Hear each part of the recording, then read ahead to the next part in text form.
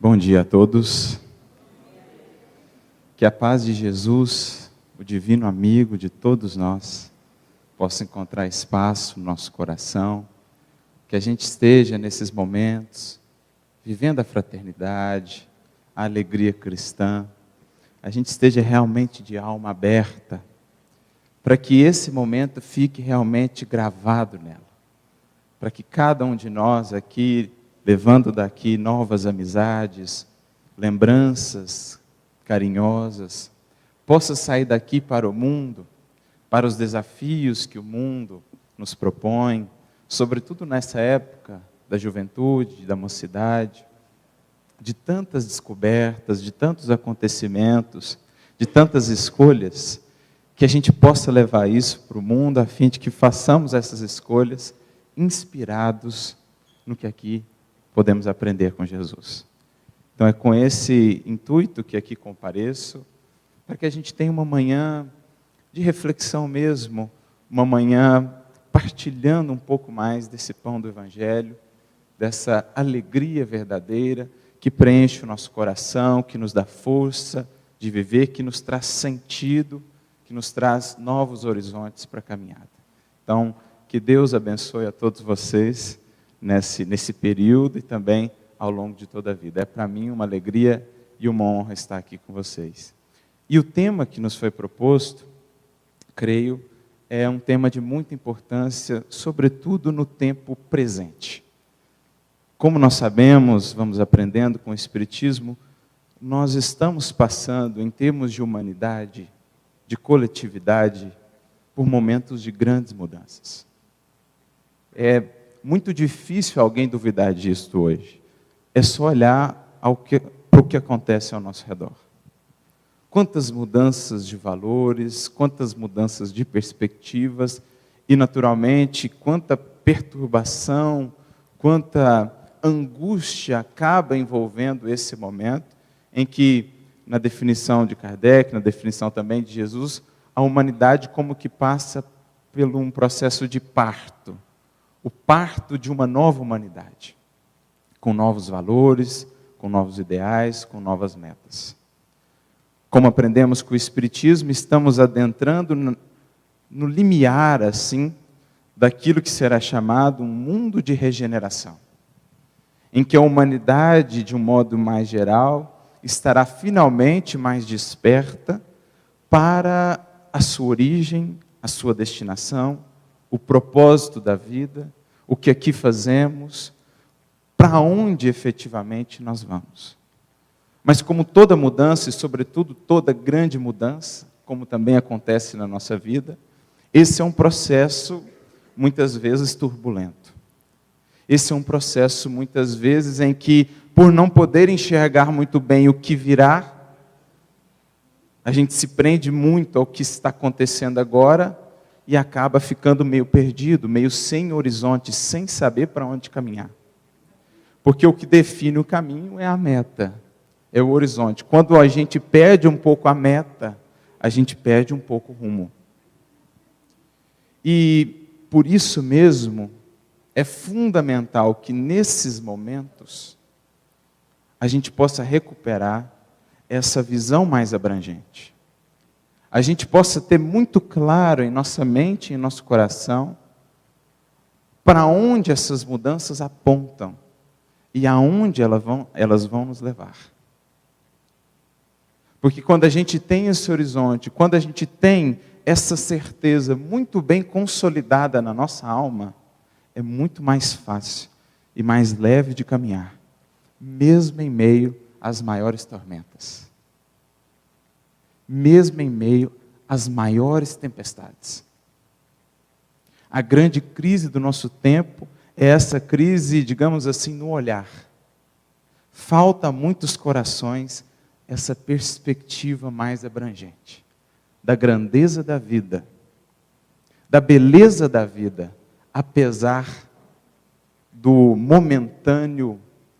momentânea perturbação. É uma crise de sentido. E é nesse contexto que o Espiritismo, revivendo o cristianismo, ou a mensagem de Jesus, tem muito a falar ao nosso coração. E é nesse momento que a nova geração, os que estão vindo, os que estão aportando agora na terra, chegando do mundo espiritual, assumem um compromisso, uma tarefa muito importante. A tarefa de cada um que aqui está, a tarefa de todos nós que nos filiamos, que abraçamos a proposta do Consolador prometido, é renovar, arejar, ampliar horizontes. Trazer de fato novo, fecundar a vida e o mundo com o novo. Isso é juventude. Mas com o novo que edifica, com o novo que eleva, com o novo que transforma. Porque cada um de vocês que aqui está, pode agora não se lembrar, mas tenham certeza, há alguns anos atrás, 20, 30, 40, 50, estávamos todos no mundo espiritual, a planejar, repletos de esperança no coração, comprometendo-nos com Jesus. Senhor, dessa vez eu vou lá e vou de fato renovar. Esse é o compromisso da juventude. Porque para que a gente entre de fato nessa nova era, em uma nova humanidade, com novos valores, não o faremos sem renovar.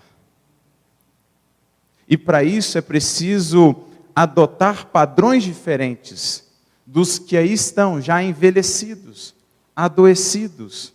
E os sintomas estão aí expressos na sociedade. No adoecimento, no pessimismo, na desesperança, nas taxas e nos índices crescentes de desgosto, desapreço pela vida. Esse molde, esses valores, não dá mais. Acontece que muitas vezes, justamente esses que vêm para renovar, mergulhando na carne, acabam novamente por mergulhar também no velho. Vivem a juventude do corpo, sem viver, digamos assim, a juventude da alma, que é sempre esse compromisso de renovar, de fazer diferente, de adotar novas posturas, de nos relacionarmos de maneira diferente com o próximo, com as posses, com o que o mundo nos dá, com nós mesmos, com o que fazemos do corpo, ou como aproveitamos o nosso corpo. Mas quantos corações, ao retornarem à matéria, comprometidos com o novo, a serem esse sopro de renovação, acabam por mergulhar, mais uma vez, nos velhos padrões. Vivendo da experiência terrestre, puramente o que é terrestre. Apenas o terra-terra.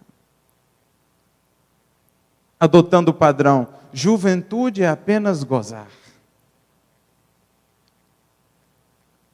Esquecendo-nos do convite e da proposta que assumimos com Jesus, com os nossos benfeitores lá no mundo espiritual, de nos esforçarmos por agora encontrar alegrias diferentes, modos diferentes de vivenciar a experiência física. Claro, vivendo sim os prazeres que a vida terrestre nos proporciona, com moderação e equilíbrio, sem nunca deixar que abafem aquilo que realmente pode saciar a nossa alma. Porque, essencialmente, amigos, a nossa alma tem sede, tem fome, é de afeto, é de amor, é de sentido, é do bem, é de luz, é de Jesus. Mas a gente acaba por esquecer. E então a gente vai viver a juventude no corpo, sem viver a perene juventude da alma, que é aquela postura de alma comprometida com a renovação, comprometida com o futuro de fato, a ser onde estiver, na idade em que estiver, alguém mais consciente, alguém que no presente tenta já abrir ou vislumbrar um pouco mais do futuro. Esse é o compromisso que todos nós assumimos quando para cá retornamos. Talvez conscientemente não nos lembremos agora, mas se você sinceramente fizer o esforço, investir em você mesmo, no seu coração, na sua vida interior, na prece, no estudo, no trabalho do bem, aos poucos você vai ver que vai encaixar. O seu coração vai encontrar aquilo que ele tanto tem buscado. Você vai conseguir realizar, pelo menos em parte, esse compromisso que assumiu. Então, para ilustrar isso um pouco melhor, eu trouxe um querido companheiro de estudos, alguém que muito nos tem ajudado. Fiquei muito feliz em saber, estava conversando com a Deus agora, que está aí para nascer, para surgir, uma versão dos seus escritos, dos seus ensinamentos, voltada, dedicada aos jovens. Estamos falando de Leon Denis. Quem aqui conhece Leon Denis?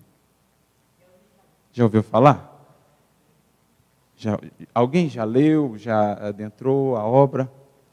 Pois bem, de um modo geral, esse companheiro é ainda muito desconhecido em nossa doutrina. Mas eu me recordo, e aqui permita um relato, uma experiência pessoal, devo muito a esse irmão. Porque foi por meio deste irmão que eu pude reencontrar esse compromisso do qual eu estava esquecido. Também, na juventude, um momento de transição após o término da graduação, há alguns anos afastado do espiritismo, passava eu por uma profunda crise existencial. As coisas iam bem profissionalmente, tinha um horizonte muito promissor. E, no entanto, o meu coração encontrava-se mais ou menos, apenas uma analogia, como se encontrava aquele coração de Paulo no deserto, com uma profunda sede. Porque, como disse, a nossa alma tem sede, essencialmente, disso que a pode saciar. Aquela água da qual Jesus falou. Então, cheguei a ter contato, primeiro com uma outra obra que me marcou muito, Paulo Estevão. Fica aí a dica para quem ainda não leu. Ele, Paulo, ainda jovem, à época também, que pôde encontrar esse caminho. No deserto pelo qual passava, que não era só um deserto físico, mas era antes de mais nada um deserto de alma, ele pôde encontrar a fonte em Jesus, no amor, no bem. Depois desse livro, vim encontrar uma obra de Leon Denis, chamada Depois da Morte. E ao ler essa obra, a sensação literalmente que eu tinha é a sensação assim. Depois, por exemplo, que ouço uma sinfonia de Beethoven, a nona, por exemplo, você tem aquela sensação de que você é levado a um outro plano. Você como que é transportado e sente-se extasiado, contemplando a beleza da vida e da criação. Então, Leon Denis, do meu modo de ver, com a sua poesia em prosa, tem esse poder de nos tirar um pouco do terra a terra, de nos projetar mais alto e nos ajudar a relembrar o que estamos fazendo aqui e a brevidade dessa vida. Então ali eu pude finalmente encontrar de novo um rumo, uma fonte. Ali eu pude de novo, digamos assim, incorporar, para além da juventude física do corpo, essa juventude espiritual. Esse compromisso em trabalhar, renovar, fazer diferente. Claro, dentro das imensas limitações.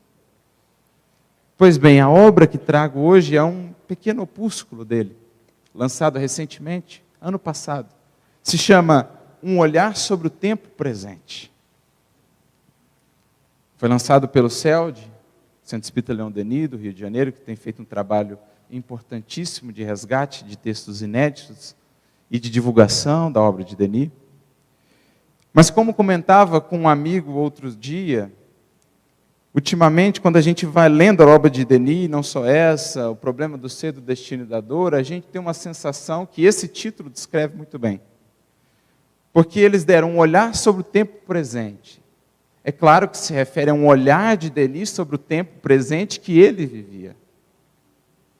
Mas o mais engraçado é que você pode perfeitamente ler essa obra achando que ela é um olhar sobre o nosso tempo presente. Porque tudo que ele ali descreve é o que hoje vivenciamos, digamos, em nível mais profundo ainda. Os problemas, os adoecimentos são os mesmos, resultam das mesmas raízes, como as soluções, os caminhos possíveis de solução são também os mesmos. Então vai falar ele de uma sociedade adoecida, uma sociedade que se aferrava ao materialismo e, portanto, também ao egoísmo, às paixões, e que por isso mesmo não conseguia encontrar a paz. Uma sociedade que ao seu tempo já avançava muito em termos de tecnologia, em termos de conquistas, mas uma sociedade que viu em pleno século XX acontecer o que ninguém podia imaginar. 2 guerras, 2 grandes guerras. Uma sociedade marcada pela indiferença, pelo egoísmo, pelo desapreço pela vida, pela angústia, como consequência desse materialismo feroz, que tem uma estreita relação com o egoísmo, com o hedonismo e, claro, com todas as aflições relacionadas com esses aspectos, com esses fatores. De lá para cá, parece-nos que esses sintomas se agravaram. Em termos gerais, claro, já com louváveis exceções, o materialismo ainda aferra muitas consciências.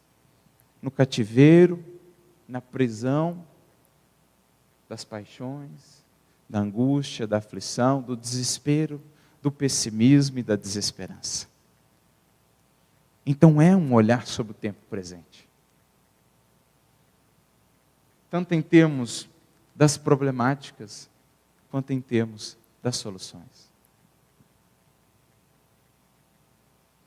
E nessa obra ele tem um capítulo especial, que no nosso modo de entender tem muito a ver com o que hoje nós estamos falando aqui.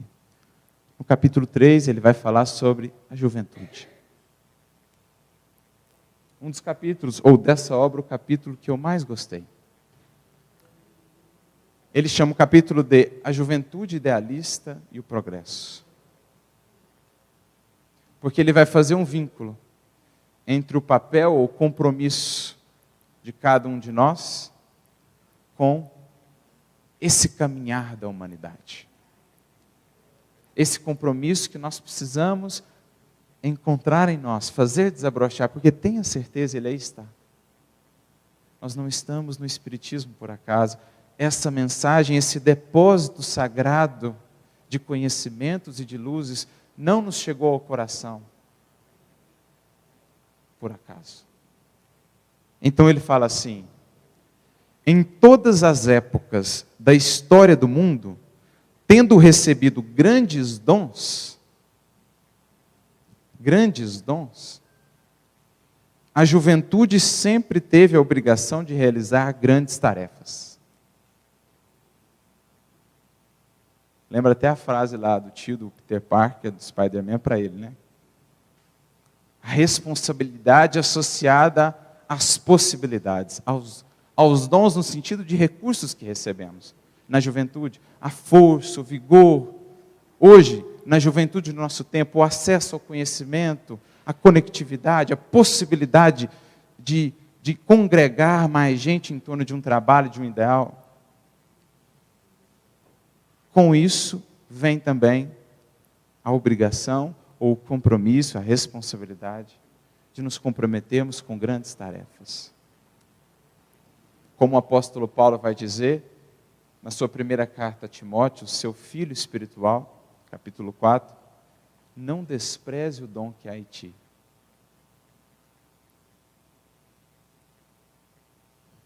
Há em cada coração aqui, nesse vigor da juventude, um dom, uma imensa possibilidade. Mas como disse Haroldo, na forma de semente. Aguardando o teu cultivo, a tua perseverança, para que possa florescer. Mas ele segue. No momento presente, as suas responsabilidades aumentam proporcionalmente com a gravidade das circunstâncias. Então isso aqui ele está falando no tempo dele.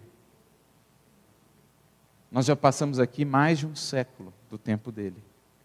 Então as responsabilidades que aquele tempo já eram grandes para com esse novo mundo, para com esse futuro, agora são maiores. E é o que os Espíritos têm nos dito. Penso mesmo que a gente só vai entender mais, ou melhor, a dimensão da oportunidade que cada um de nós está tendo aqui, jovens, agora, no corpo, conscientes do Espiritismo, quando para lá a gente voltar. Mas entendendo isso aqui, a gente pode desde já estar mais conscientes disso. Então ele prossegue, para reerguer um edifício que desaba, sob o peso dos séculos. Então é o que a gente falava, o velho não está mais se sustentando.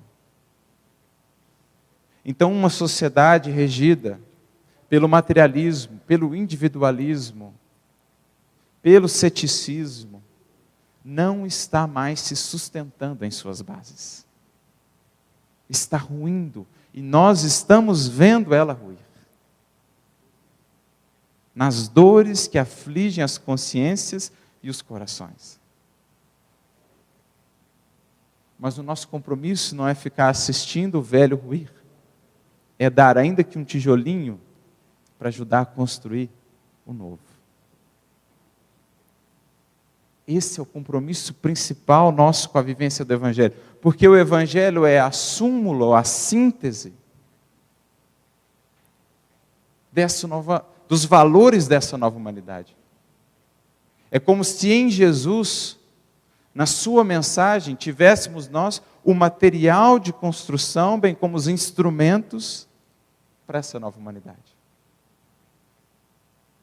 Então é um tijolinho de amor que a gente puder dar, é um tijolinho de compreensão, é um tijolinho de fraternidade. Esse é o nosso compromisso com a vivência do Evangelho. Tomarmos os instrumentos dessa edificação e não perdemos tanto tempo em ver o velho ruir de maneira expectante, como espectadores, mas sim nos unir para a grande obra que é uma obra coletiva. Cada um com um dom, cada um com uma parte na obra. Mas é uma obra também que todos nós viremos a usufruir.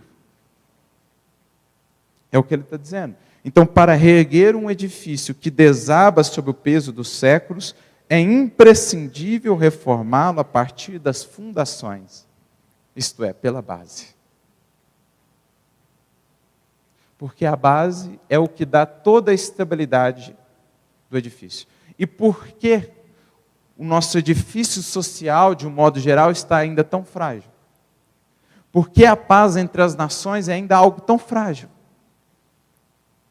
Porque a fraternidade, a cooperação entre as nações é ainda algo tão frágil, que basta uma palavra, basta uma escolha, um ato, séculos de um pacifismo diplomático, quase que num dia vão por água abaixo.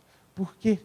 Tanta fragilidade? Porque na base ainda não está ali a verdadeira fraternidade, o amor, ainda não estão as pedras angulares da mensagem da Boa Nova, do Evangelho, que são também os elementos centrais de todas as outras religiões.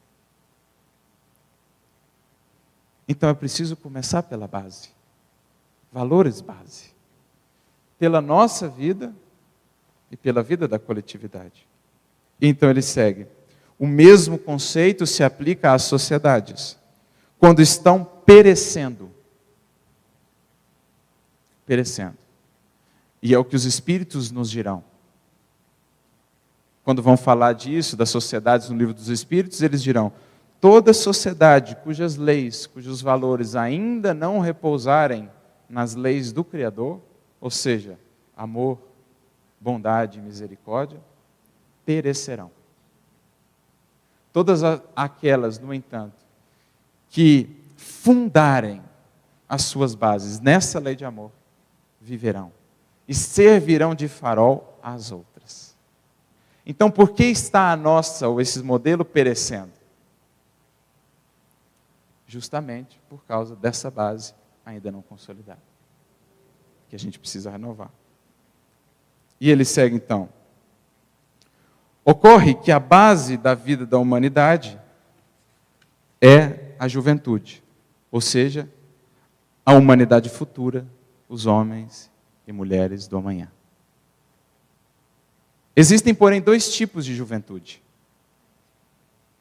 Uma é frívola, insensata. Considera os seus dons uma força inútil que lhe é permitido desperdiçar de qualquer maneira e consumir o mais rápido possível. Sua máxima é preciso que a juventude passe. Ou seja, gozar, aproveitar. Não nos ocuparemos desse tipo de juventude, pois não é ela que trabalhará as grandes reformas no país e na humanidade. Então, se aqui estamos, é porque de algum modo já queremos ser dessa outra juventude, que agora ele vai falar. Entretanto, a outra juventude, cuja máxima é precisamente contrária àquela. Porque estes jovens, vejam só, conservam a poesia e o frescor das primeiras horas da existência de suas almas até avançarem para a idade madura e até mesmo na velhice. Essa é a juventude que de fato vai transformar. E veja, não é algo que está relacionado puramente ao corpo. Essa juventude é aquela que conserva o frescor e a poesia, até mesmo na velhice. Porque é muito mais uma postura, uma questão de espírito, de alma, do que de corpo. São eles que, tendo conservado os grandes entusiasmos, o fogo sagrado, o ardor do pensamento e a religião altiva e radiosa do ideal, salvarão o futuro. Foram feitos para as grandes devoções e estão preparados para os nobres e gloriosos sacrifícios. Então, o lema de cada uma dessas juventudes é: da primeira, cedam-me os seus 20 anos que já não os utilizam para nada. Ou seja, dai mais juventude para que eu possa aproveitar, gozar. Essa é uma fala de um poeta que Denis cita. É aquela que está ainda vivendo apenas a juventude do corpo, mas ainda não desabrochou a juventude da alma, que pode ser vivida em todas as etapas. Agora, o lema da outra, dessa juventude que ele agora descreveu, a que de fato construirá e transformará o futuro, é: estamos aqui. O lema dessa juventude é: estamos aqui, Senhor. Não temos um compromisso? Assumimos lá em cima? Pois bem, quando o Senhor nos convida, a nossa resposta, como a de Ananias, é: eis-me aqui, Senhor. Vamos trabalhar. Trabalhar no bem, seja como for, aonde for. A juventude é muito bela, mas esta aqui possui grandeza, que constitui uma beleza suplementar. mais que a beleza, o vício do corpo, é a beleza de alma, da alma que irradia, que encanta por onde passar. E então ele conclui: a essa juventude, ela é digna de receber um título que ela saberá glorificar e imortalizar um dia. Este título é Juventude Idealista. Esse é o nosso compromisso, meus amigos. Juventude idealista.